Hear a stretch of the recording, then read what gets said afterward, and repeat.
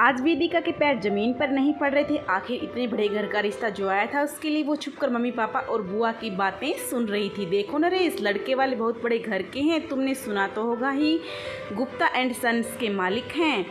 उन्हीं के छोटे बेटे के लिए वेदिका का हाथ मांग रहे हैं। मीना जी अपने भाई नरेश से बोली। पर दीदी, वेदिका अभी पढ़ रही। वेदिका की मम्मी वसुधा जी बोली, अरे भाभी जितना पढ़ ली बहुत है, ऐसे रिश्ते रोज रोज थोड़े आते हैं। वो तो उन्होंने किसी फंक्शन में वेदिका को देख लिया और बस उसे ही अपने घर के बहू बनाने का सोच लिया। तुम्हारे नंदोई की दुकान पर आते रहते हैं वो लोग, तो बस उन्होंने रिश्ते की बात चला दी। मीना जी बोली, पर दीदी उस घर में शादी करने की हमारी हैसियत कहाँ है, तुम तो जानती हो। नरेश जी बोले, अरे सब इल्ज़ाम वो खुद करेंगे, तुम चिंता मत कर, बस तैयारी कर, वो लोग परसों आ रहे हैं सबसे मिलने। मीना जी बोली, सुनो जी, क्या अभी वेदिका की शादी करनी जरूरी है? मात्र 19 साल की ही तो है वो। मीना जी के जाने के बाद वसुधा जी बोली, अब इतने अच्छे रिश्ते को भी तो हाथ से नहीं जाने दे सकते। वेदिका की माँ अपनी वेदिका वहाँ राज करेगी। नरेश जी बोले, पर कम से कम उसकी पढ़ाई तो पूरी हो जाती। वसुधा जी बोली, अरे वो लोग क्या इससे नौकरी करवाएंगे? उनके पास तो इतना सारा पैसा है, सारी उम्र बैठकर खाएंगे तब भी खत्म ना हो। नरेश जी बोले।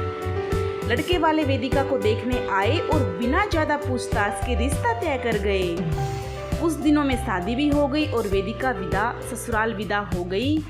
आप दुकान पर नहीं जाते? शादी के कुछ दिन बाद वेदिका अपने पति नमन से बोली, अरे मुझे दुकान जाने की क्या ज़रूरत है, भैया और पापा हैं। तो नमन लापरवाही से बोला।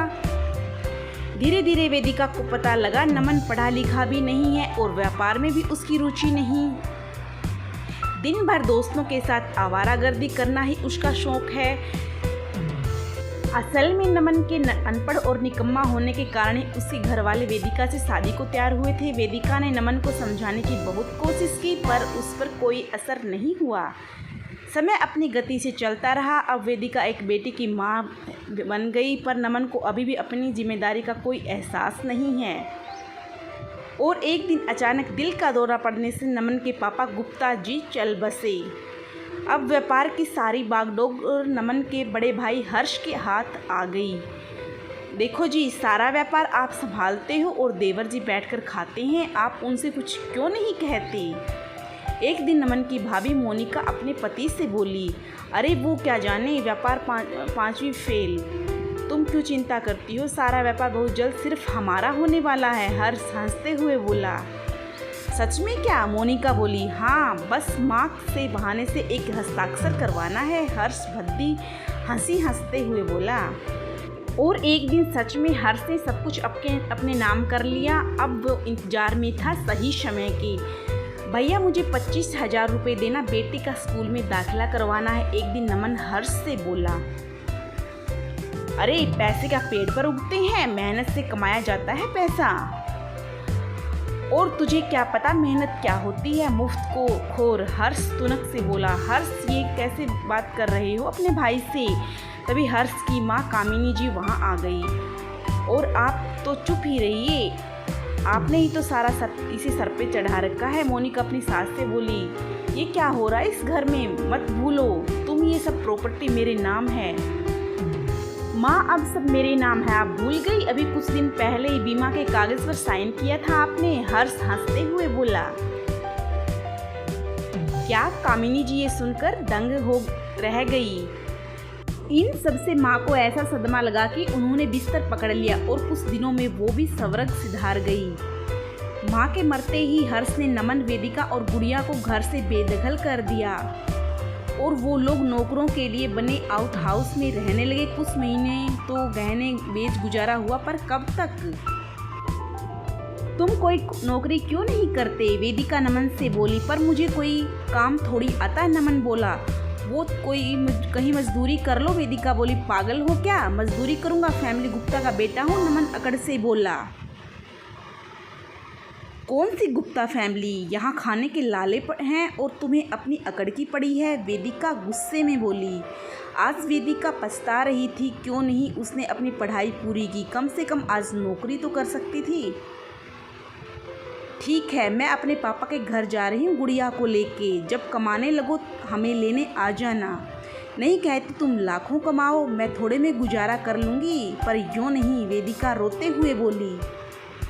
हाँ जाओ, मैं वैसे भी तंग आ गया हूँ तुमसे, और कभी वापस मत आना। नमन की अकड़ अभी भी बरकरार थी। वेदिका ने अपने घर जब सारी बात बताई, अपने मम्मी पापा को बताई, तो उन्होंने सिर पीट लिया अपना। अब क्या सोचा है तुमने बेटा? नरेश जी वेदिका से बोले।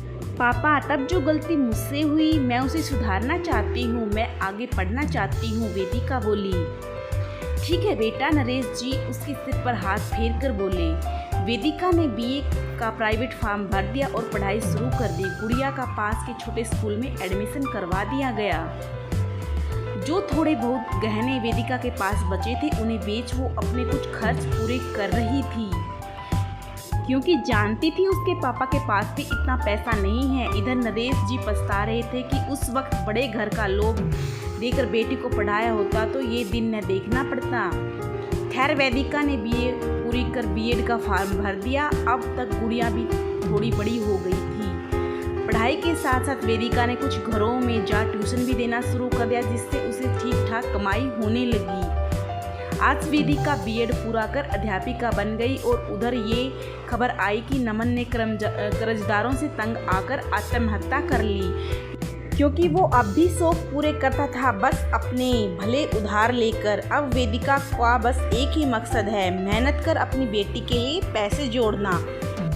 शादी के लिए नहीं, उसकी उच्च शिक्षा के लिए, क्योंकि अपने माँ बाप की गलती वो कभी नहीं दोहराएगी। दोस्तों, बेटी की शादी बड़े घर में करना ही किसी माँ बाप का सपना नहीं होता, बल्कि उन्हें बेटी को काबिल बनाना चाहिए, जिससे वो भविष्य की चुनौतियों का सामना कर सके। साथ साथ लड़के वालों को भले कितना पैसा हो, पर अपने बेटे को इतना पंगु नहीं बनाना चाहिए कि वो अपने परिवार तो क्या, अपना भी पेट ना भर सके, यहाँ तक कि कमाने से ज़्यादा आसान उसे आत्महत्या लगे।